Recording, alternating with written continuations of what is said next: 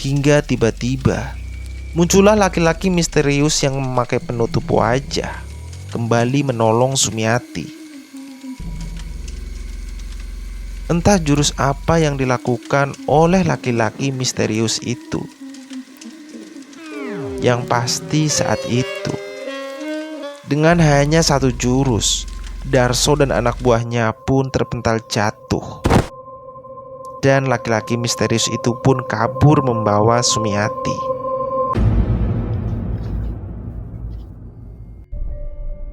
Selang beberapa hari setelah kejadian itu, Sumiati yang hendak mengunjungi makam ibunya dikejutkan ketika ia melihat laki-laki misterius itu tengah duduk di samping makam ibu Sumiati. "Hei, kamu sedang apa di situ?"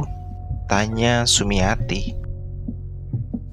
Dan ketika laki-laki itu menyadari kehadiran Sumiati, laki-laki misterius itu pun langsung pergi. Kini Sumiati benar-benar dibuat sangat kebingungan oleh perilaku laki-laki misterius itu. Sebenarnya siapa laki-laki itu? Dan sedang apa di makam ibu Sumiati? Singkat waktu, setelah Sumiati mengunjungi makam ibunya, Sumiati pun memutuskan untuk berlatih bela diri lagi, seperti apa yang diajarkan oleh almarhum ayahnya saat ia bersemedi. Karena rencananya Sumiati akan kembali ke markas Darso untuk membalaskan dendamnya dan juga membebaskan para gadis yang Darso tawan. Selama berhari-hari Sumiati berlatih sangat keras. Hingga ketika Sumiati sudah merasa cukup kuat, ia pun langsung bersiap-siap pergi menuju markas Darso. Dan sebelum Sumiati pergi, ia pun menyempatkan diri untuk mengunjungi makam ibunya terlebih dahulu. Singkat cerita, sampailah Sumiati di depan gerbang markas Darso. Di sana, Sumiati langsung dihadang anak buah Darso. Dan dengan tanpa basa-basi, para anak buah Darso pun langsung menyerang Sumiati. Namun dengan hanya satu pukulan yang Sumiati layangkan, anak buah Darso pun langsung terpental. Satu persatu anak buah Darso pun tumbang. Kali ini, Sumiati memang sengaja terang-terangan langsung merangsak masuk tanpa sembunyi-sembunyi. Tak jauh dari pintu gerbang, Jarko yang menyadari kehadiran Sumiati pun langsung menghadangnya. Terjadilah pertarungan antara Jarko dan Sumiati. Namun entah kenapa, tak lama mereka bertarung, Jarko pun kabur. Sumiati pun tak menyia-nyiakan kesempatan dan terus merangsak masuk. Satu persatu anak buah Darso berhasil Sumiati lumpuhkan. Dan bahkan anak buah Darso yang tersisa tak berani melawan Sumiati setelah melihat rekannya satu persatu tumbang. Anak buah Darso yang tersisa pun kabur. Dengan terengah-engah, Sumiati pun menghela nafas. Dan tiba-tiba ia mendengar suara tepuk tangan, yang ternyata suara itu berasal dari Darso. "Hebat kamu," ucap Darso memuji Sumiati. Dengan perlahan Darso mendekati Sumiati. Dan dengan tiba-tiba Darso langsung berlari, melompat menendang dada Sumiati bertubi-tubi. Lantas Sumiati pun langsung terpental. Perlahan Sumiati pun bangkit. Dan kini Sumiati benar-benar hilang kesabaran. Dan tiba-tiba perlahan separuh wajah Sumiati berubah menjadi wanita yang menyeramkan. Ternyata separuh wajah Sumiati berubah menjadi wajah sang pendamping. Dengan tatapan tajam, Sumiati menatap Darso dan langsung berlari menyerang Darso. Terjadilah pertarungan yang luar biasa antara Darso dan Sumiati. Suasana saat itu terasa sangat menyeramkan, di mana angin kencang mengitari di sekeliling Darso dan Sumiati. Setelah cukup lama bertarung, Darso yang mulai sedikit kewalahan kembali mengeluarkan batu putihnya dan langsung menyodorkan ke arah Sumiati. Seketika itu pun tubuh Sumiati terpental, dan perlahan tenaga Sumiati pun sedikit demi sedikit berkurang, seolah diserap oleh batu putih itu. Tanpa buang-buang waktu, Darso langsung melompat menyerang Sumiati. Sumiati yang sudah lemas, tidak banyak yang bisa ia lakukan. Pukulan dan tendangan Darso bertubi-tubi mengenai Sumiati tanpa henti.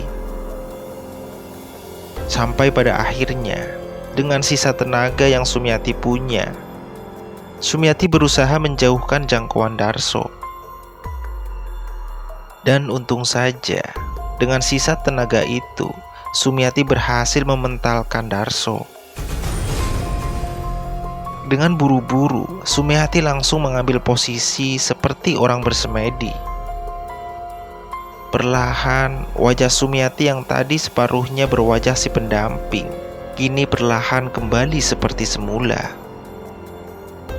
Darso yang sudah kembali bangkit pun langsung menyerang Sumiati. Dan betapa kagetnya Darso ketika serangannya langsung ditangkis oleh Sumiati. Darso yang merasa kekuatan Sumiati telah kembali pun, secepatnya Darso langsung menyodorkan batu putihnya lagi. Namun kini Sumiati seperti tak merasakan apa-apa. Sumiati pun tersenyum. "Batu putihmu tak berguna lagi, Darso," ucap Sumiati. Darso pun kaget bukan main. Dan ternyata ketika Sumiati mengambil posisi semedi, Sumiati mengeluarkan sosok pendamping dari raganya. Karena memang batu putih yang dimiliki Darso hanya berefek kepada si pendamping, tapi tidak dengan raga Sumiati. Yang itu artinya, kini batu putih milik Darso bukan lagi masalah bagi Sumiati. Sumiati yang sebelumnya sudah belajar bela diri, tanpa basa-basi langsung menyerang balik Darso. Meski kini tanpa kekuatan si pendamping, namun justru Sumiati lebih leluasa menyerang Darso. Tampak sekali Darso sangat kewalahan melawan Sumiati. Pukulan-pukulan Sumiati tak jarang telak mengenai Darso, hingga tampak darah menetes dari hidungnya. Dan saat Darso lengah, Sumiati pun langsung merebut batu putih dari tangan Darso, lantas langsung menghancurkannya. Darso yang kesal, ia langsung melepaskan bajunya. Mulutnya berkomat kamit seperti tengah membaca mantra. Tiba-tiba angin kencang datang, dibarengi munculnya sosok hitam tinggi besar. Lantas masuklah sosok itu ke dalam tubuh Darso. Seketika itu pun mata Darso berubah menjadi merah. Tampak oleh mata Sumiati, Darso diselimuti oleh aura hitam. Sumiati yang sadar, kini kekuatan Darso menjadi berlipat pun, langsung memanggil kembali si pendamping. Namun belum saja Sumiati memanggil si pendamping, Darso dengan kekuatan besarnya langsung menyerang Sumiati. Dengan kekuatannya, Darso membuat Sumiati muntah darah. Sumiati mengerang kesakitan.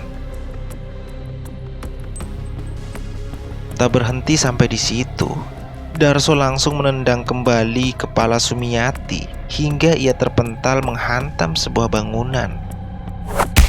Sumiati pun hampir tak sadarkan diri. Pandangan Sumiati mulai kabur, tubuhnya serasa remuk. Di tengah ketidakberdayaan Sumiati, Darso kembali membaca mantra. Dan tiba-tiba muncullah keris di tangan Darso. "Akan kukirimkan kau ke neraka, wanita setan," ucap Darso. Perlahan, Sumiati pun mencoba berdiri. Belum saja Sumiati tegak berdiri, Darso langsung melemparkan keris itu ke arah dada Sumiati. Tiba-tiba, muncullah laki-laki misterius berdiri tepat di hadapan Sumiati.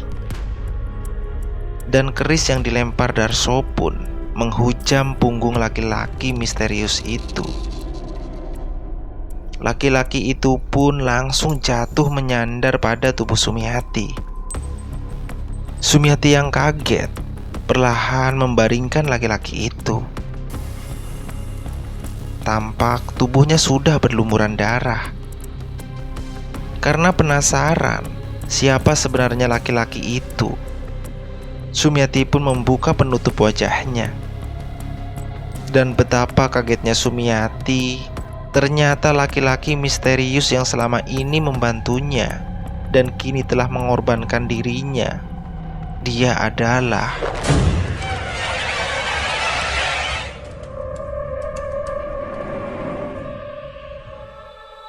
Nantikan kelanjutan kisah Sumiati di part berikutnya ya. Terima kasih sudah mendengarkan sampai akhir. Saya An, pamit. Sampai jumpa lagi di Anfa Voice berikutnya. Wassalamualaikum.